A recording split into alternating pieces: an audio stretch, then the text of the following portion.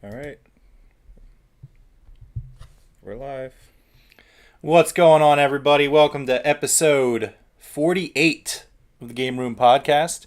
I'm your host, Rome, alongside my co-host, Dev. Dev, the producer. Yeah, I'm working on it. We're working on it. Yep, and it looks like we're live, but okay, there we go. All right, cool.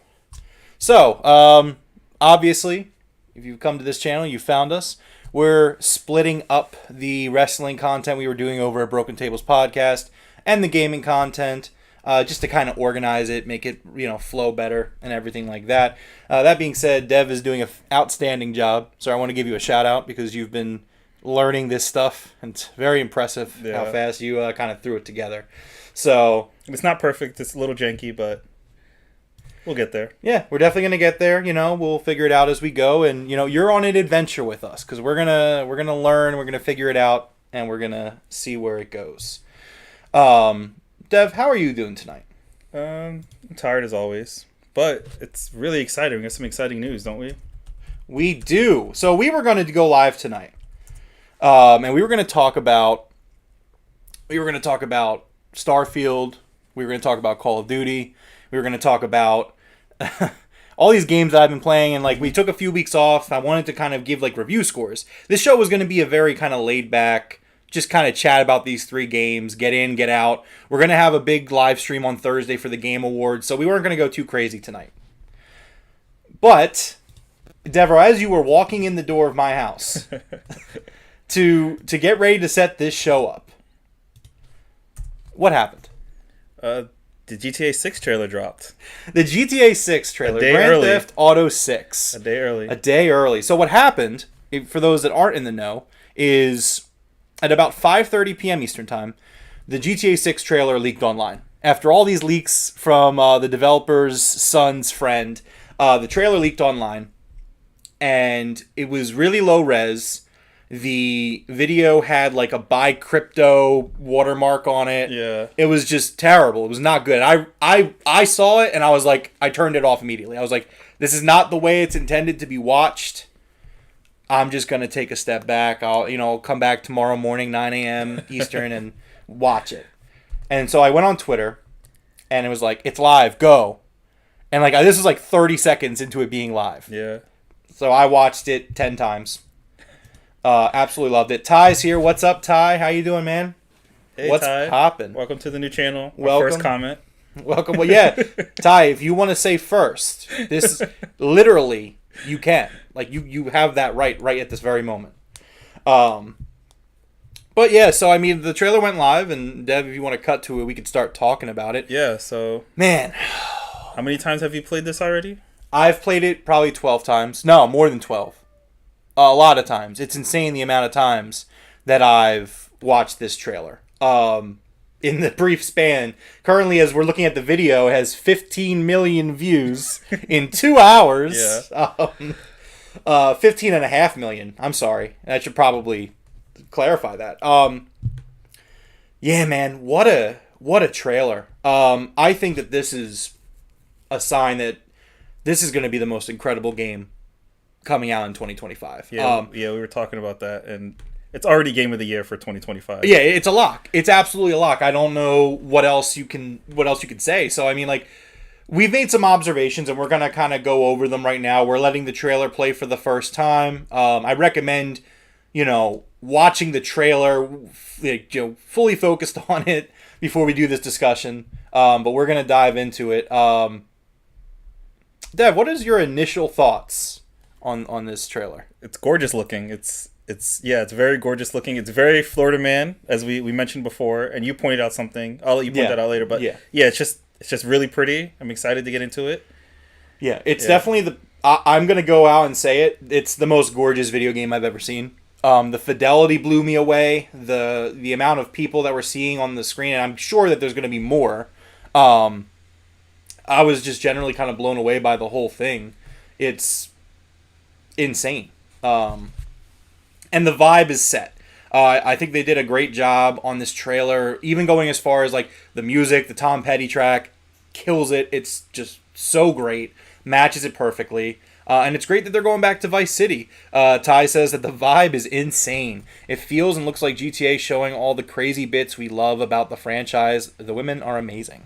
I agree. I think that the game just... A lot of twerking.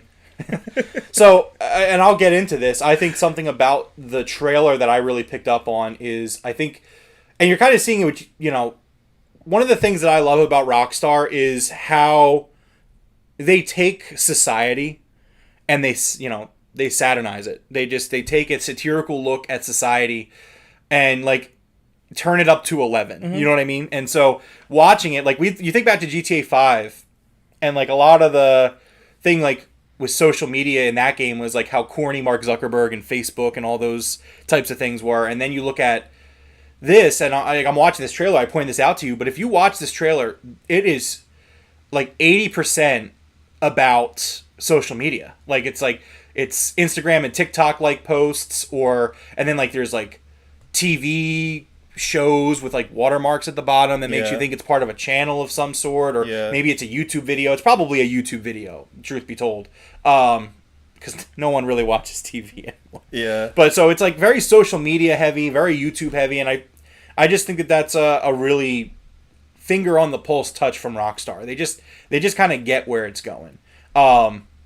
So we're watching it again on the loop right now, and just that first shot on that beach, just it looks so gorgeous. I think that this game just looks so insane. Can't get enough of it, to be honest. Yeah, I mean, well, you got to wait a little bit, right? You got to wait at least 2 years. So yeah, I want to get your thoughts on this, right? So they announced that, you know, the trailer comes out. It says at the end 2025. Do you like what's your initial thought about that? Like, is it like, obviously it's worth the wait, but like, are you bummed that it's not coming out 2024? No, because let Rockstar cook. Let them cook. Let them put out a full product. If they announce it next year and then it gets delayed into 2025, I'll be more disappointed than if it just say it's coming out sometime in 2025. Give yourself all the time you need. You're giving yourself at least 2 years. Right. So like, yeah, definitely. If it gets done faster, then we got it spring 2025. If not, fall. You know, like, let it cook. Yeah, no, I agree with you.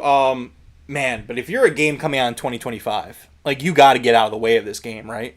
Oh, absolutely. Like no chance. You need to, like, the boardrooms are going to be filled tomorrow. Yeah. It's like, guys, like, we need to, I don't know. Like, I was saying this, any game that was planning to come out in 2025, just push it back a year and let it get better. If you're not like a Call of Duty game or like a Zelda game, like level release, I mean, maybe we get a 3D Mario 2025. That's possible, unless they launch it with the Super Switch in 2024. But you would have to assume that there's a big game from Nintendo coming in 2025. Yeah. Just look at the scene. Just like, what's up, Forrest? GTA 6. Yeah. Ty says, one of the fears was Rockstar would tone down the vibe, but this looks like the opposite. The anti-woke crowd isn't going to be happy about this due to not having something to cry about. Yeah, man, I mean, Rockstar has never shied away from that type of controversy. Like, they thrive off of it. I think that Grand Theft Auto is at a point where it's bigger than any of that. Like, there's no canceling Grand Theft Auto. There's no getting mad about Grand Theft Auto. Yeah, you can't stop it. You can't. It's a juggernaut. Yeah. Man, just watching this again, like, I've watched this so many times. It just looks so gorgeous. The amount of just people kind of walking around and like on the city streets. I also really love just how Florida man this trailer is, which again, you're going to Vice City. I love that it's like, hey, Florida. It's like, they did not shy away. It's like, there's literally like 25 things in this trailer that you could put like Florida man article, and it would make sense. Yeah. like the criminal with the face tattoos, the alligator in the shop. Yeah, it's so funny. Yeah, so I mean, the game looks phenomenal. It's coming out 2025, and like, kind of another thing I want to talk about. I guess it's one of the more like the last things I want to talk about. Unless there's something else you want to go over with it. The characters. So we have the two characters. I know Lucia is the female protagonist. Yeah, it also does seem like she's the main character. You know what I mean? Yeah. So I don't think we know the name of the guy yet. We do. I don't know it now. I don't want to say because I think it's like Jack or something like that. But they do know. The name is already out there. Yeah.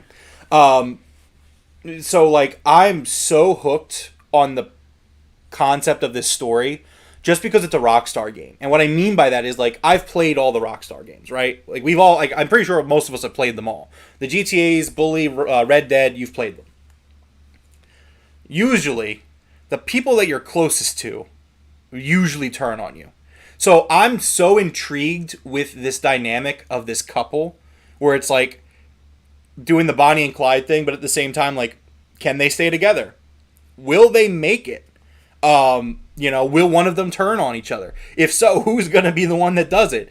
I mean, obviously the trailer opens with Lucia in prison, so we don't know if that's a before the game starts or an after the game starts or a misleading thing from the trailer. You know, trailers are like that sometimes, but I mean, I think there's so much juice on the bones of this story where it's like, man, I really just feel like, and obviously, if it's coming out 2025, let's say it comes out late 2025, we're 2 years out. This could be, like, all around one of the best games ever made.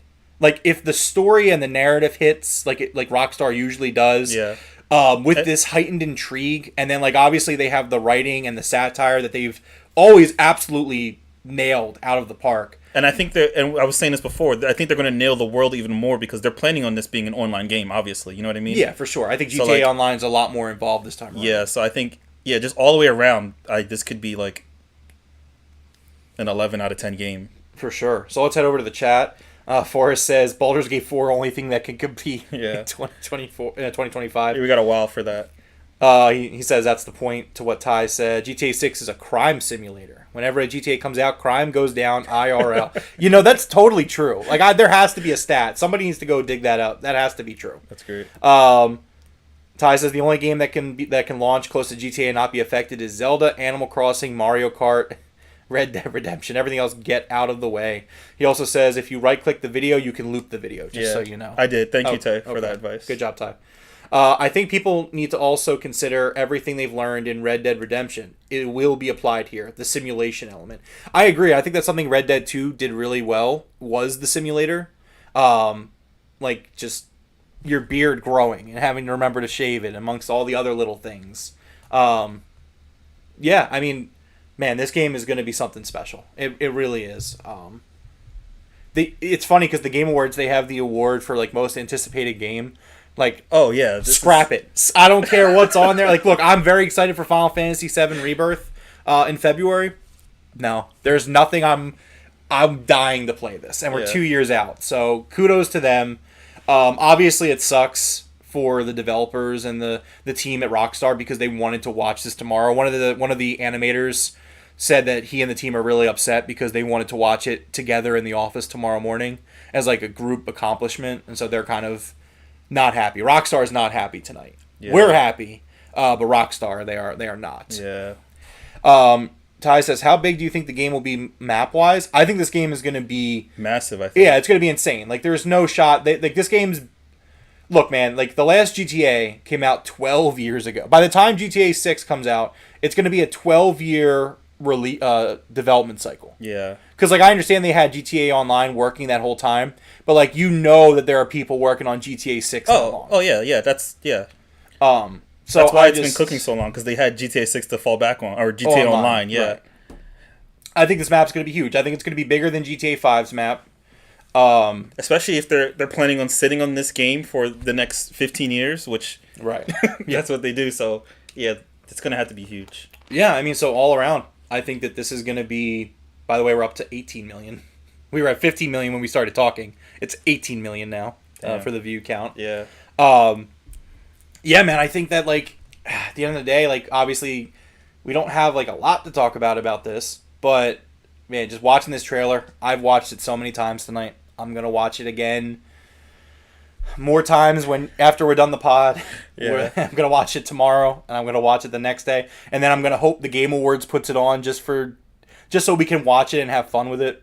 What's up, Jeff? Jeff's here. What's up, man? Hey, Jeff. How you doing?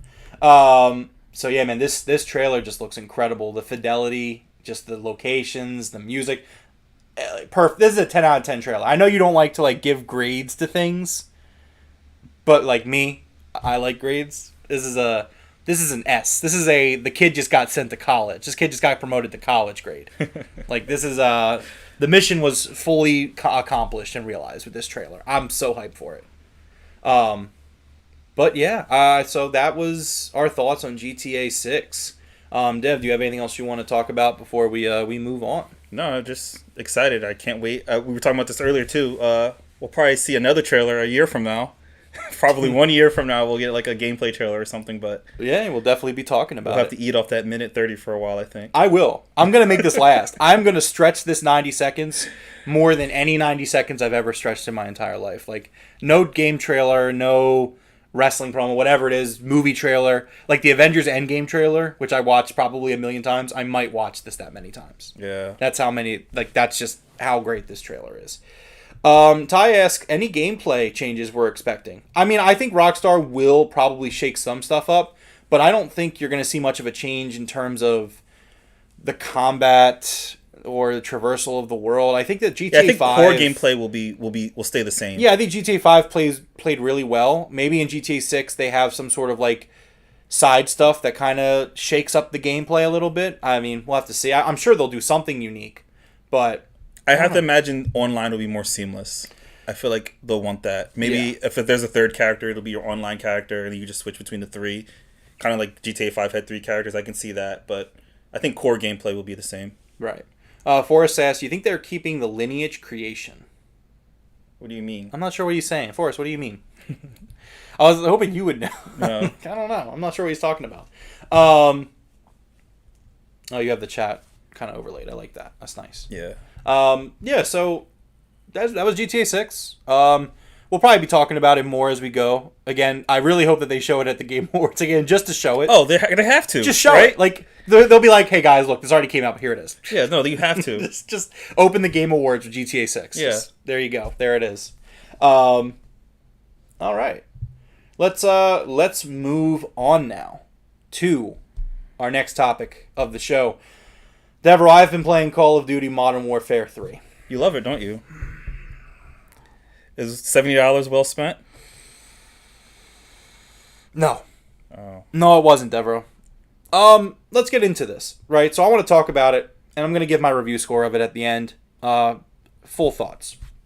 So also, usually I do bullet points. Today's show is pretty improv, so bear with us. But Forrest says it's when you make an online character, it has you pick your grandparents. Oh. Which I didn't know because I stopped playing online. Yeah, I stopped playing GTA Online very early on. So no, I didn't know that was a thing. No. I'm sure they bring that back then. I don't see why they wouldn't do that. Yeah, I imagine customization has to go like full on. Forrest, you just hit a home run there. Duty of calling for a refund. All right, so let's get into Call of Duty Modern Warfare 3. Let's talk about it, right? So, again, we talked about this on the last channel we were on, on Broken Tables podcast channel, about Call of Duty and how, for me, it's a social thing, right? Like, going into this, I knew what I was getting into. I knew it wasn't going to be very good. We talked about it on the podcast where we knew it was going to be basically DLC, an expansion, that they were going to sell for $70. We knew that this was a factual thing that was going to happen. And then at the last minute, they turned it into a full-fledged release. So I felt like my expectations were reasonably low. Okay. They failed to meet my reasonably low expectations. Damn. This is the worst Call of Duty game that's ever come out. And that's not a knock against Sledgehammer, which made the game. A lot of the the behind the scenes stuff was that like they had 16 months to make this game, and it's the shortest Call of Duty dev cycle. I know people don't realize this, but even though there's one every year, they have 3 main teams working on the games. So usually you get 3 years to make a Call of Duty. Okay. This time around, that wasn't the case. Sledgehammer it was like games, a year and a half, right? Yeah, it was 16 months. So Sledgehammer wanted to make a follow-up to Advanced Warfare that they made. And Activision said, no, we want to capitalize off Modern Warfare. You're going to make Modern Warfare 3 an expansion. And then they decided to make it a full game. So I'm kind of just going to give you my thoughts on like each section of the game. Okay. The campaign. The worst Call of Duty campaign, which is really... It really sucks to talk about it because obviously I'm a big fan of the Call of Duty campaigns. I've showed them to you, and you've become a big fan of the Call of Duty campaigns. Yeah. it's a really bad campaign. This game's sound be called just duty. Call of don't buy this game. Forrest is crushing it with the with the one-liners here. But so, the campaign, it is in terms of narrative, it's a follow-up to Modern Warfare 2, which I liked, and there are some missions that have promise with like the expected Call of Duty cinematic level of gameplay. You know what I mean? Okay. There's some really cool levels. There's a level where you're going through a soccer stadium, and it's the soccer stadium from Warzone in Verdansk, which, like, I don't like Warzone, but I thought it was a little cool shout out to Warzone 1, or the OG map. And so, like, there was some really cool levels like that amongst other levels. But then they bogged them down with these open combat missions. And the open combat missions are just god-awful. It's not what I expect out of a Call of Duty. It's not what I'm looking for when I'm playing a Call of Duty campaign. It's basically they made a giant portion of a map, which I assume is going to be part of the Warzone 3 map or whatever they're calling it. I don't know even what they're calling it. But the new Warzone map coming out, it's probably a part of that. And it's just, hey, here's a bunch of enemies on this part of a map. And here's like 3 objectives. Go to the 3 objectives and hold X. There's not any level design. There's not any cinematic set pieces in these levels. They're just really bad padding. Like, really bad padding. Because of that, the narrative feels disjointed. It just feels like, oh wow, here's a really cool story mission. Alright, now go do 2 of these open combat missions, and they suck. And like, okay, well that's not fun. And so like the campaign just generally felt very disjointed. The open combat missions weren't fun. It was all around not a good time. Okay. And the campaign, even with that padding, it's the shortest one. I beat it in 4 hours on my first playthrough. Which I'm even with my Call of Duty campaigns, I usually stretch that first playthrough to like 7 or 8 hours because I'm usually like stop and smell the roses kind of guy. Like I love the set pieces that they set up in these Call of Duty games. Like you can say what you want about Call of Duty in the yearly release structure. The campaigns are usually very good and very fun to play. I mean, I was here when you were achievement searching, and yeah, I was just binging through. Yeah, you were binging through it, but like even some of the stuff in it was kind of cool, like the airplane scene. Even though it's very short, but it's like exactly. It just I don't know. It's not enough. It's yeah. It's not $70 worth. That's and the game ends on a cliffhanger, which it's like. It was kind of a crappy cliffhanger where I'm like, really? That's where we're ending here? Like, you were here when I beat it the first time. Yeah. You came over, and I was like, no, that's the ending? I was like, that sucks. Yeah. So you're saying it was campaign. That's great. I'm going to kick this one guy, Forrest Dude, out. I'm surprised you're the one that's going to do it. I thought I was going to be the one. Yeah, Jeff, we're going to talk about zombies in a little bit. I do have things to say about zombies. We'll get there. Ty says, are you saying Call of Duty negative scores isn't because of the Xbox tax? No, it's not because of the Xbox tax. That was a big thing, and obviously we weren't doing the show when that was a thing. Which, I mean, I do think that the media has an Xbox bias. I don't know. I do think there's a bias. I will say that much. I don't know how much it affects things, but we've seen it. It's clearly a thing, and it is what it is. Like, Xbox needs to do better. They've put themselves in that situation where, yeah, there is a bias. So do better. I heard someone call the zombies for this. And I've heard the zombies is the best part, but even I've heard people say that's Redfall 2. That's what they're calling. Really? Oh, that's interesting. Yeah. So yeah, that's the Call of Duty campaign. Let me just talk about the multiplayer real quick, and then we'll get to the zombies, which is what I have the most to talk about. Yeah, I had a question about the zombies, so... Yeah, we're getting there. So next up is the multiplayer. Here's the thing, right? This multiplayer is terrible. It's one of the worst Call of Duty multiplayers I've ever played, and again, I've played all of them. It's nice that they remade the Modern Warfare 2 maps from 2009. Okay. I appreciate that. There are some of those maps that I really like, but I also forgot how campy those maps are. Okay. Very camp-heavy maps. But they're good maps. Like, I don't have a problem with the map selection in this game. What I do have a problem with is just... the meta of the game is just not right. And I do blame part of it on the skill-based matchmaking system that they have. They've had it for a few years. And I was talking to some friends the other day, yesterday even. We were playing some zombies and we were just kind of talking about it. And just, it kind of ruins the meta of the game. You don't know, I don't know if you know about the skill-based matchmaking. But basically what they do is that they they take players and basically they have like I think it's like 5 categories, and they take those 5 stats, put them together, and they basically put you with players That are similar. of similar skill. And the problem with it is that the way Call of Duty is meant to be played is like if you have an objective, yeah, you're gonna have players on your team that aren't as good, but they play for the objective and they kind of do their own thing. It's kind of I was joking with a friend the other day, but it's kind of like in The Lion King when Mufasa's telling Simba that the elk eat the grass and we eat the elk, and like without the elk, the lions are screwed. And it's like that where it's like, hey man, like everyone's got a part to play in the meta of this multiplayer game. And I just think that the skill-based matchmaking has kind of ruined that. Like nowadays, I play, and I'm just in lobbies where every single person, because I am a pretty good Call of Duty player. Like I would agree with that. I'm not gonna like sit here and be like, oh, I'm the best. Like no, I'm not. I'm not like MLG worthy. I'm not pro worthy. I am a average. Above average. You're above average. I'm an above average player. Yeah. I get into these lobbies and everybody is just camping objectives. There's no playing for the objective. My win-loss record is good because nobody plays the objectives. So then I go in there and it's just everyone camping for kills, and they get like 70 kills and their KD's great, and then they keep putting me with these same players.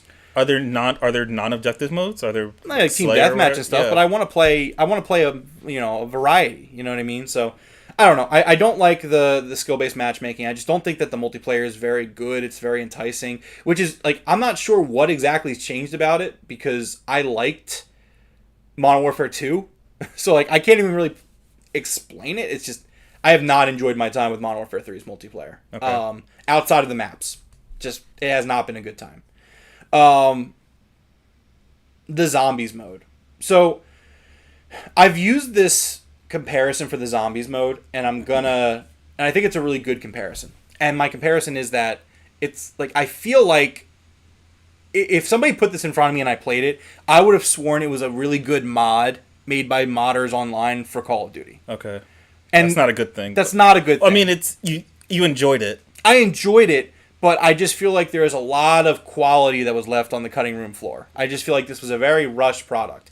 So the one question I had, and I heard, if it's true, it sounds pretty cool, but you can run across other players or other teams in this, right? Yeah, so for those that don't know, this is basically the spiritual successor to the DMZ mode from last year, which they already scrapped. Not sure why they did that. But there's no PvP elements. So basically, you drop into this game of zombies, and there's usually like 5 or 6 squads of 3 that you can come across. Now, you can't fight each other, but you can help each other, which is cool. But so basically, you land down into this map, which this map is going to be the new Warzone map. We do know that actually, and you basically complete contracts. There's a story kind of where like they're story challenges, and then they have voiceovers kind of talking you through the plot points. Yeah, it's PvE, Forrest. It is PvE. And is it PvEVP? Like, can you when you run across other players? There's no versus player. There's no you can't fight other players. So you just see them, but it doesn't. You can shoot at them and nothing happens. Yeah, there's no friendly fire. There's like I mean, I guess that's kind of cool. You can pick them up. Like if they're down, you can revive them. Oh, I think that's cool. And you can also squad up with them. So the max squad that you can go into a game with is 3, but you can have up to like I think 6 people in a squad. Okay. So if you come across another squad. Missed opportunity though. There's no proximity chat. You have no way to communicate with these guys. I was just about to ask. So I was trying to do an achievement the other day for reviving a player on another squad, and I had no way to communicate with this other squad. So I was just following them around, and they kept inviting me to their squad. Seemed like really nice guys, and I kept not joining. I guess I should have just joined and then been like, "Yo, can you just get down real quick?" and then leave the squad. But I didn't think to do that at the time. So I'm just like, finally, one of them goes down. I run over, pick them up. Just like, all right, cool. There we go. But it's cool. So you go on the map, you do these contracts, you're completing missions. You have, if you've played zombies before, there's some returning things on this twist of zombies where there is guns. So you have to pack a punch to upgrade. There's perks, which are back. The perk sodas, the zombies obviously are there. And it's a lot. It's fun. Like I enjoy playing it with my friends. Is it difficult? So it can be. So if you look, you just had the gameplay had the map open. So there's 3 zones. There's zone 1, which is gray. There's zone 2, which is orange, and there's zone 3, which is red. And the more deeper you go into zones, the harder the zombies are. And I guess the better the loot is inside those zones. Yeah, pretty Okay. much. So like Sounds a lot fun, of honestly. yeah, and it's a really thought out game in terms of length. Like these games are like an hour long. Okay. Because you drop in, you got 40 minutes before the zone starts expanding. It's kind of like a reverse battle royale. Instead of the zone the red constricting, zone yeah, gets instead of bigger. the zone constricting down to a smaller circle, It gets it more and more spreads dangerous. out. It That's spreads cool. out, That's and cool. you can't survive it. So like you will die if you get in that zone. Are you trying to outlast other players in it, or is it kind of just a shared No, world? you're kind of just doing your own thing. Okay. Like there's no competition between squads. You're just kind of going in there, and you're just again like. It sounds like a lot of potential for this. It's just There's so much potential, and that's where it becomes heartbreaking because the idea on paper is actually a lot of fun, and I give kudos to whoever. Like, it's kind of lazy that they just took zombies and slapped it into Warzone. So, like, that part seems a little lazy, but there's definitely a level of appreciation for, like, the idea. And they added new enemy types, so you're seeing on the screen right now, that's a mimic. And so they're doing a contract right now where you have to clear out the gas from this building, and it's just one of the there's like 5 or 6 different kind of contracts you could do. So the game's fun. I enjoy the zombies mode. all right. That being said, it is buggy beyond all hell. Like so the contracts I was telling you about. Obviously, again, I'm playing for achievements with my friends, but it's kind of the point of the game, like is to do these story challenges. So I'm doing it. And we have counters reset on us all the time. Say I need to get like a kill with a certain ability, and it's like get 20 kills, and then I'll be at 19, and then I'll open it up to check, and it'll just reset. I've had contract rewards, like they spawn in these purple like void kind of things. Can't access the rewards from the contracts. Disconnections. So here's another thing that's great about this mode, but sucks that it's as buggy as it is. So from game to game, you actually take your gear with you. Okay, And if you die, you lose your gear. that's cool. Yeah, so like for example, like this player playing right now, this LMG, he found this LMG. It's got 2 attachments on it. It's got some rarity to it. If he exfils at the end of the game with this LMG, he now owns this LMG. Oh, that's cool. Now, it won't have its rarity anymore, which the rarity does matter for your weapon level, like power level, but it'll have the attachments on it still. Now, if he were to get killed by this mimic that's currently chasing him, and his whole squad dies out, and they can't exfil, so he'll lose that LMG forever. He can go and find it again on the world map. He has to loot it again, but it's not going to be in the same place. It's a random type thing. Okay.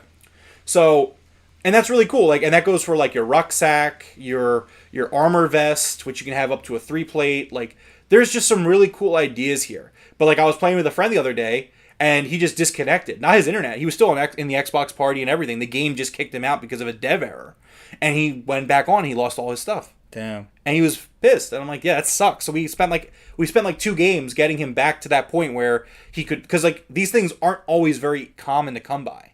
Like, you're not just gonna find a 3-plate vest or a large rucksack on every game. It's not a guarantee. So that was kind of a bummer.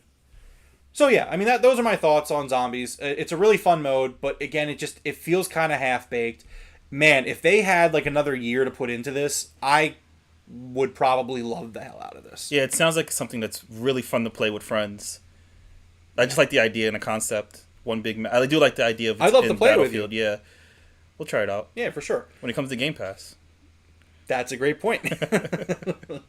All right. Well, so that is Call of Duty Modern Warfare 3 review score. So I thought about this, and again, I really do think it is unfortunately the worst Call of Duty. As much as I do enjoy the zombies mode, I think it's just half baked. The whole game just feels like it needed to be cooked a little bit longer, or a lot of bit longer in some places. Okay.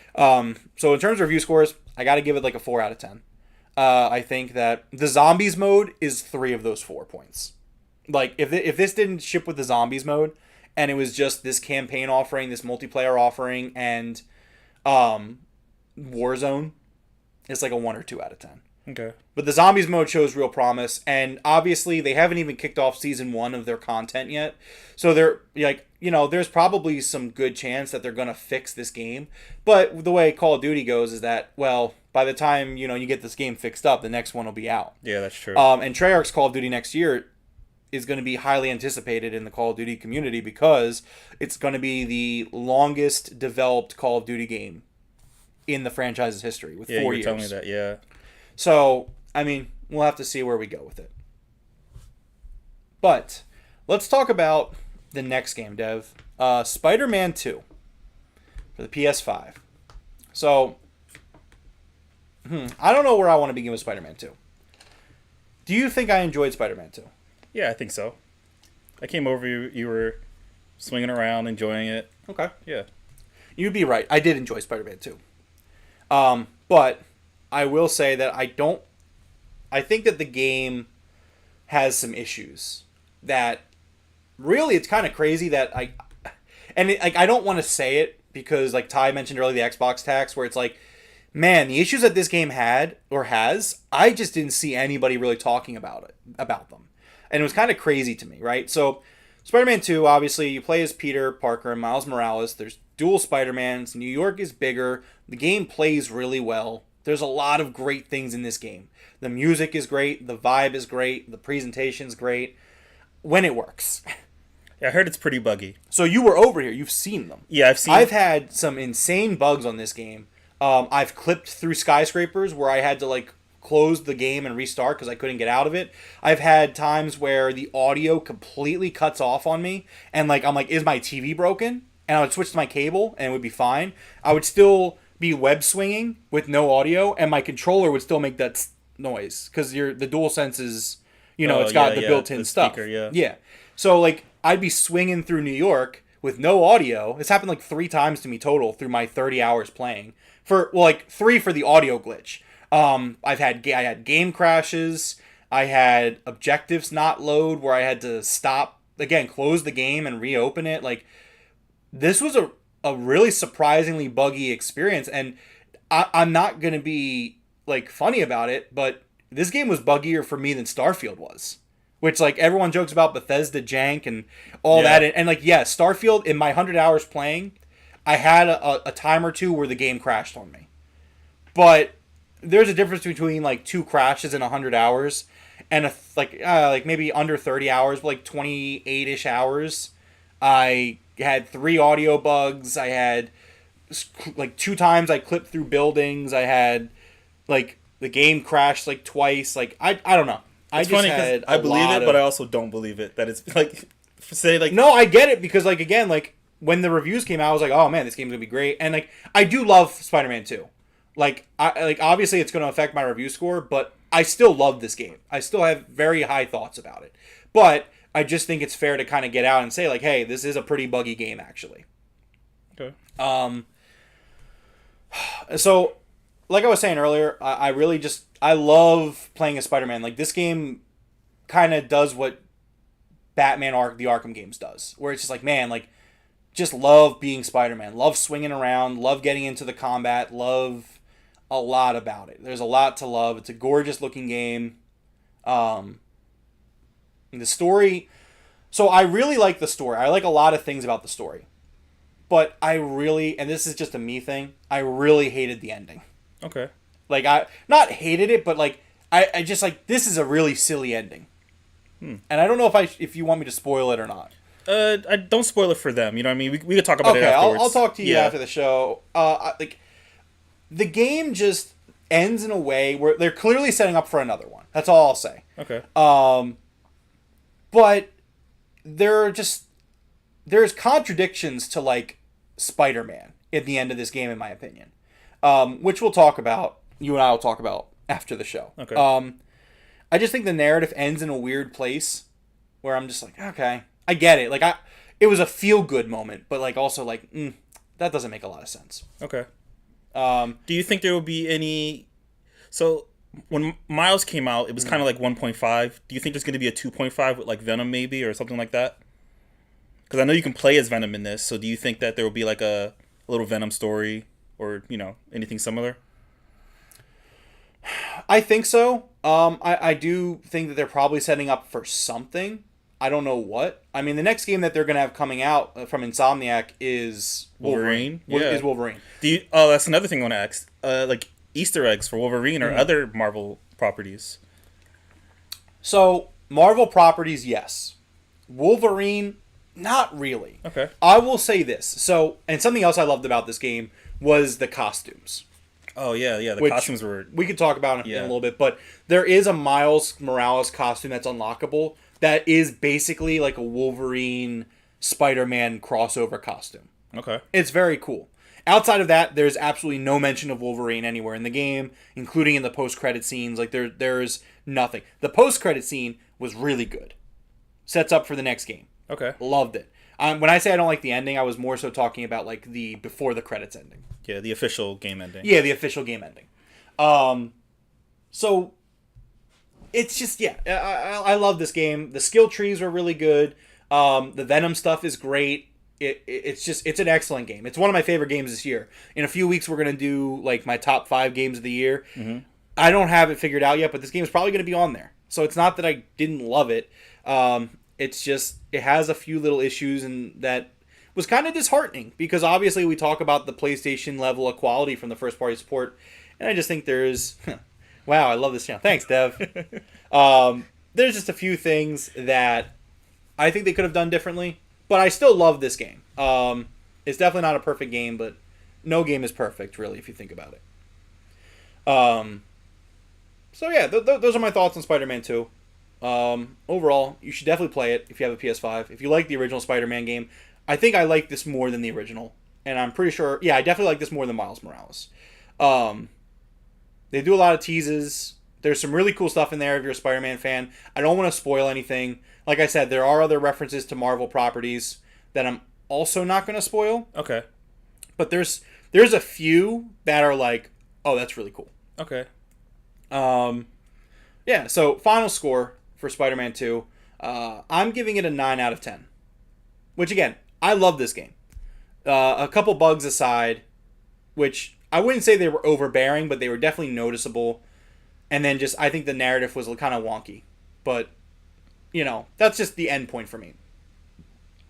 I don't think that the narrative necessarily affects the review score, but I do think the bugs kind of knocked it down. Okay. Like, I was in that 9.5 range. Which, you know, maybe I lean 9.5 instead of 9.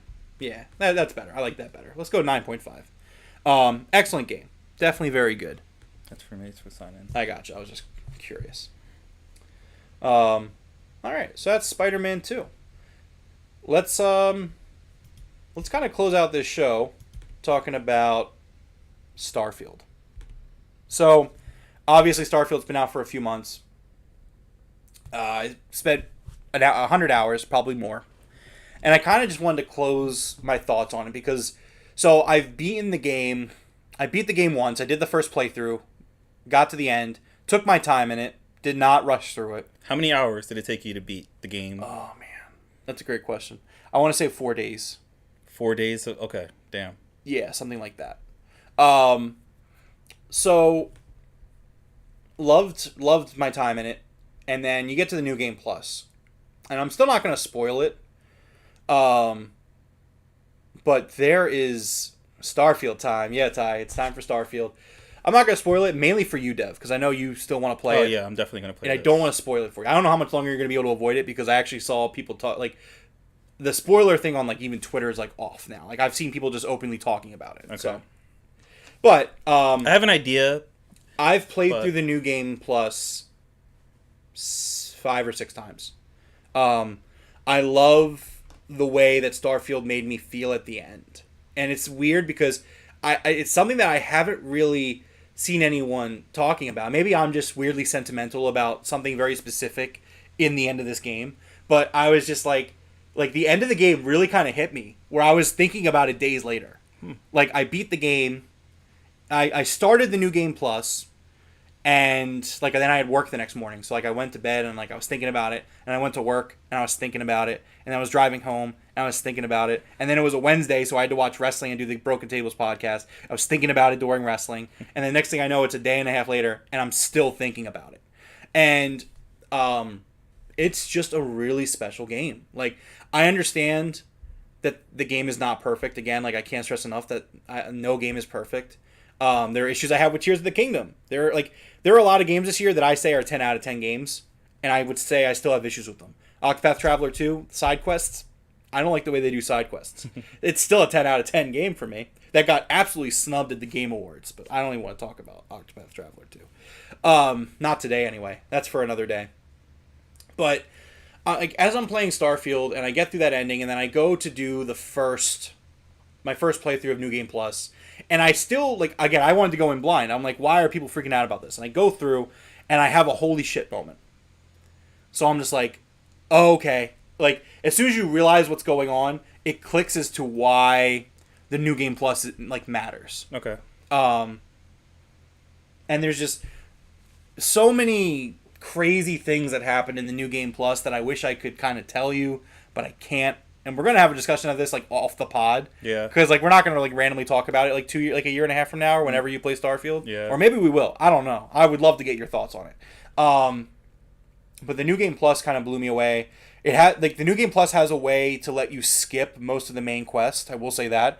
So, like, when people were, like, breezing through New Game Pluses, I was like, wait a second. How are you beating 3 New Game Pluses in, like, 3 days? Like, that's just not, there's no way. But now I understand, it's like, there is a way, like, the game does let you in each New Game Plus kind of skip a bulk of the main quest. There is going to come a time for New Game Plus, because I'm not done with Starfield. Like, I'm at a point where I will play a game and then do a New Game Plus run, and then play a different game and then go back to Starfield. I didn't reach level 100 yet, so I'm going to keep playing until I do that. Okay. There is an expansion coming out, Shattered Space. I don't know anything about that, but I'm definitely going to be coming back to that. I have an idea of when I'm going to stop playing Starfield, but I need it to be just right for me. And I can't explain that anymore without spoiling it. Okay. There will be a New Game Plus that's going to come along where I'm like, this is my last playthrough of Starfield. I have it planned out in my head. I have the entire thing, what I want to do. Mm-hmm. And I'm going to do it. But, like, it's not time yet. Okay. So I'm going to keep coming back to Starfield.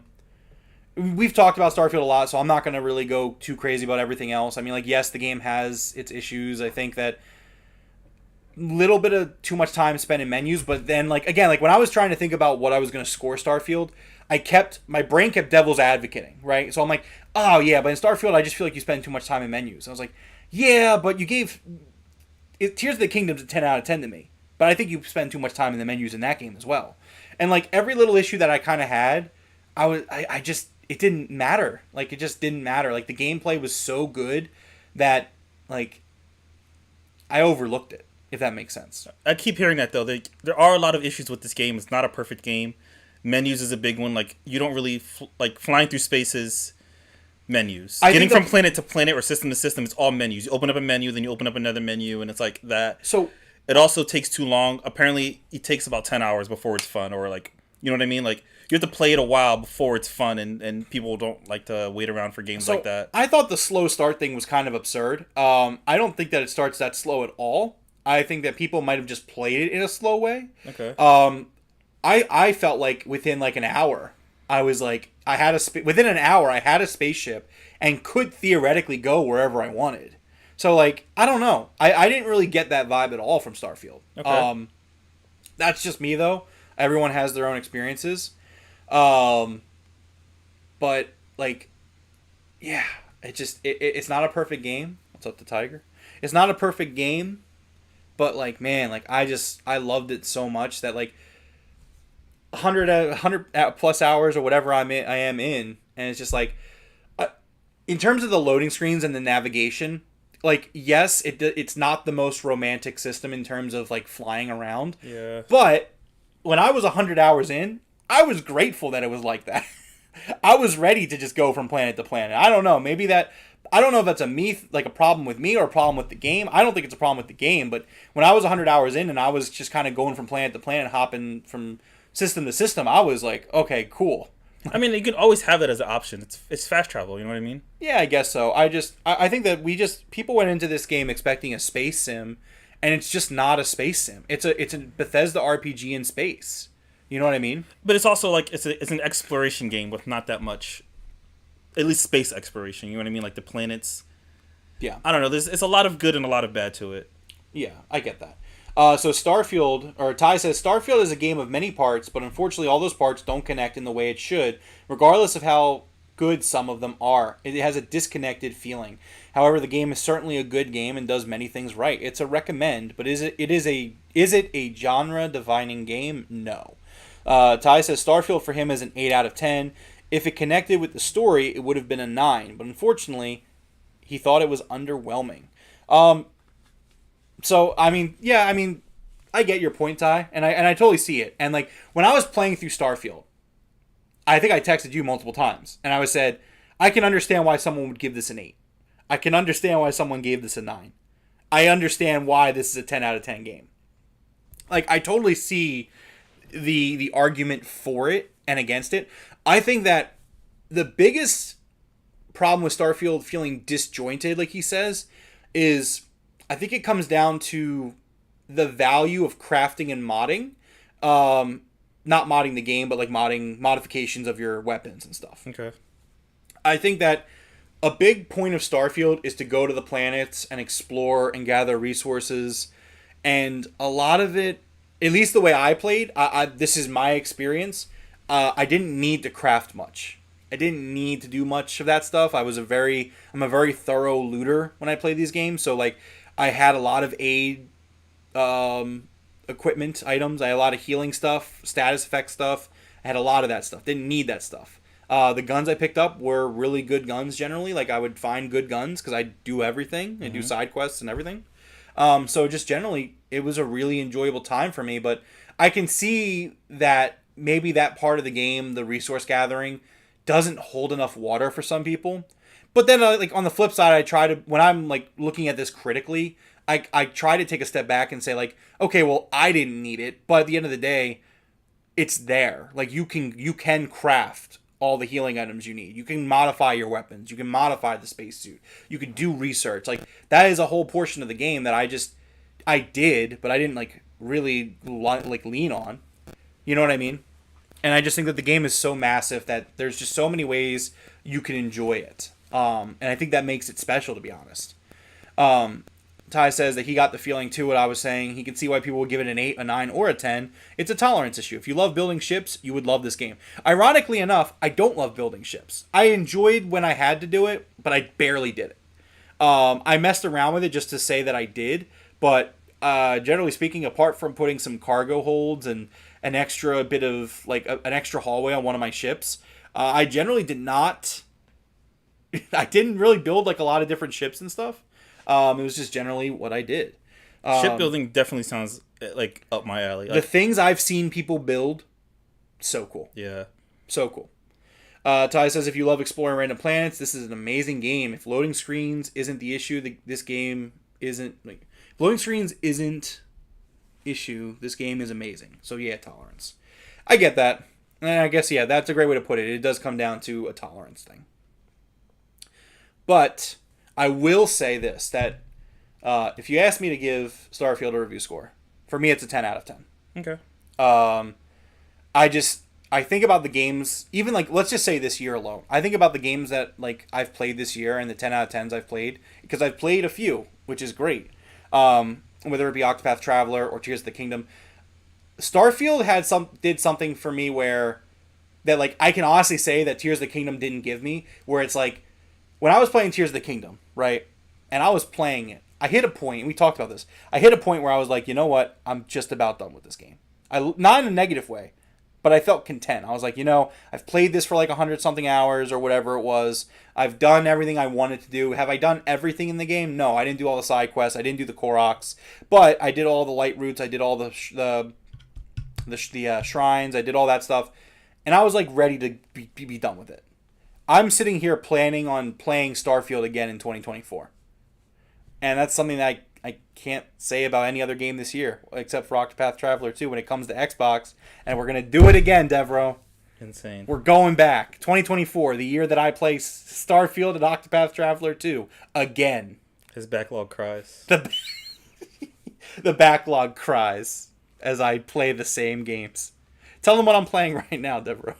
Well, he's not playing Assassin's Creed, which he also has. He's also not playing Mario RPG, which he's been so excited for. He was so happy when that dropped. Instead, he's playing... What are you playing? You tell them what you're playing. I'm playing The Legend of Zelda: The Wind Waker on the GameCube. It's like, what? It's one of the best games ever made. What do you want me to do? Not play it? Yeah, you played it already. It's a great game. It's an excellent game. I'm not saying it isn't. And I'm going to play Mario RPG next. I just wanted to get a little break in. Here's the thing. After the year that I've had in terms of games, where like, not only have I played the fewest amount of games I've ever played in a year. Probably, since I was like a child. Maybe even not. Maybe even less than that. You know, and all year, I've played games that are like months-long ordeals. Whether it was Octopath, whether it was Fire Emblem, whether it was Zelda, whether it was Starfield. Like, Octopath, Zelda, and Starfield, I played for each 2 months each. Yeah. I just needed to take a step back and say, you know what? I need some comfort food. I need something that I've played 100 times before just to... I'm going to play Mirage for us. So the next two games that are on my to-do list are Mirage and Mario RPG. He just has to finish Wind Waker first, and then he'll Which, to be fair, I'm already like a third through the game. So it's not like, oh man, he's never going to get through it. Like, I'm going to be wrapping up Wind Waker like this weekend probably. So it's not a huge deal. It's really I feel like not. you should play Mirage first just to get it, because it's a short game. Yeah, just like, that's what I was thinking actually. I might just do that. and I think Mario RPG feels more like a Christmas game. Like, I think you can finish Mirage before Christmas. Yeah, that's a good call. I think that's really true. But yeah, when I play Mirage, we'll definitely talk about it here on the podcast. You know, Devereaux, so that is technically all I had planned for the show. But there was actually one other thing I wanted to talk about too with you. Okay. Let me see if I can pull up this article. You don't have to like do anything special on your end, but I wanted to read this to you because I warned about this for years. I've been like, hey, this is a thing we should be concerned with. Everyone should listen. And everyone's like, Rome, shut up. Stop talking. Right? So, PlayStation sent out this letter to their customers. Okay. And I'll read it, since, Dev, you don't have it on your side. Dear PlayStation customer, as of December 31st, 2023, due to our content licensing arrangements with content providers, you will no longer be able to watch any of your previously purchased Discovery content, and the content will be removed from your video library. Click here for a full list of affected titles that will no longer be supported. We sincerely thank you for your continued support. Thank you, the PlayStation Store. So now, Devereaux, so basically what's going on is that PlayStation did not want to renew their licensing agreement with Discovery. So, if all the content that you've purchased on the PlayStation Store, regardless of the fact that you've purchased it and you bought it, it's going away because PlayStation didn't want to pay for the licensing agreement. Well, it's over 13,000 seasons of shows. So, because I want to be clear, I want to like get this right. Right. Discovery kind of ended and it got absorbed by HBO. Is Warner Brothers? Yeah. So is that the issue? That they have to like switch over to something else? No, the issue is that the issue is that the rights came up, the licensing rights that PlayStation paid for to have the content on their store. The rights came up. PlayStation did not want to pay for the rights again, so they lose the rights. And this is why, look, I'm not saying it's fightable. We've talked about it a lot. But this is where owning physical media matters. And PlayStation is not giving out refunds for this content that people paid for and they can no longer access. Yeah, that sucks. And it's a lot. Like I said, it's like 13... I forget what the exact number was, but again, it was like 13,000 seasons worth of content or something like that. Insane amount of stuff. Yeah. So it's just unavailable to people that purchased it. So if you bought your Animal Planet stuff from PlayStation Store, then you might as well go get it. You better go watch it now. You better go burn that stuff onto a hard drive or something because you're going to lose it. So, yeah, I mean... I don't know any of the content on Discovery, but it is a little weird. Again, it's not about what the content is. I get it's it. The point of what I've been trying to warn is like, hey, look, man, like this is the problem with digital media. It's like, you don't own it. Like, at least when you have a disc, you could do stuff with the disc. Like, For now. But, you know,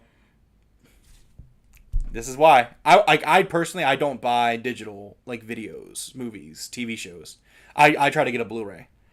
Like Blu-ray, give me a Blu-ray or a DVD. Like that's what I'm always trying to get my hands on. But I just kind of wanted to close the show with this and kind of share it. We don't have a whole script of news because we had a lot of other stuff that we talked about today. But I definitely thought it was worth talking about. Ty says that the problem isn't digital media, it's DRM-based digital media that is tied to a server or tied to launcher for you to access. We need to push the industry to go back to DRM-free digital content. So I don't disagree with that point, Ty, but at the end of the day, the companies, the corporations are going to do whatever works best for them. They don't care that you're going to lose access to it when they don't want to pay for the rights. Because if they cared, they would just pay for the rights. So I hear your point, but like you're kind of looking at that like that's wishful thinking in my opinion, and that's why like support physical media while you can. There's a reason why all these filmmakers like Del Toro and who else was the other one? Christopher Nolan. He's like, hey, you guys should probably keep supporting physical media. Don't stop, please don't stop, because it's gonna get really bad if you do. I don't know. I think that there maybe those smart guys who make really good movies are onto something. Yeah. I don't know. The convenience of buying a movie on a, some platform and watching it. Until you can't anymore. Yeah. But I don't know. Well, it's like the old GTA 4 thing where it's like they patched all the original music out of GTA 4 because they didn't pay for the license. The that license sucks. runs out. Why do you have to do that? Just let the game be the game. You boot up San Andreas, it's the exact same music from 25 whatever years ago when the game came out. Yeah. Like, why do we have to do this? It's not making things better. Gamers should push Steam and other platform holders. But I think it's something where today a game is... Almost every game is live. Not every game is live service, but every game is live. Right. Where they're going to send updates all the time. And as long as that stays a thing, music licenses are going to run out. You know what I mean? Like, it's just one of those... Right. It sucks. Right. Yeah, I mean, I don't know, man. But yeah, I think that's pretty much all we have for you guys tonight. Dev, is there anything else you want to talk about? No, I think that's it. Yeah, I thought this went really well. Dev, you did an outstanding job. I think everything turned out really well. And we're just going to keep getting better from here. So we don't have an outro scene yet. So it's just going to be like cut to black. Yeah, it's just going to cut to black. You know what we should do? We should do like some sort of dramatic like line and then cut to black. Like, Deborah, you should just be like, I have cancer. just end the stream. Oh, man. Oh, no. Yeah, it'll get better as we go. Yeah, but we support, or we appreciate the support from everyone hanging out with us here tonight. Thank you to Forrest. Thank you to Ty, as always. Thank you to Jeff, who was here. Thank you to the 5 people that are watching right now. Really appreciate that. It means a lot to me. 1, 2... Okay. I'm like 3 of those 5, but it's okay. No, you're not. We're like 3 of those 5, No, 1, 2. I'm also watching it on the other... That doesn't count. I think it does. Thank you to Ty, who's watching first episode. I mean, to be fair, this is a fresh YouTube channel. We expected 0 views, so it's like... Yeah, thank you guys for all coming out. Yeah, thank you. Appreciate you. First video on the on the channel, and I think it went really well. I agree. So with that being said, we will be back on Thursday with the Game Awards. We're going to do a watch along. We're going to react to all the trailers. Devereaux, you need to sign up for the co-stream if you haven't done that yet. I haven't done that. Make sure you do that so we can watch it.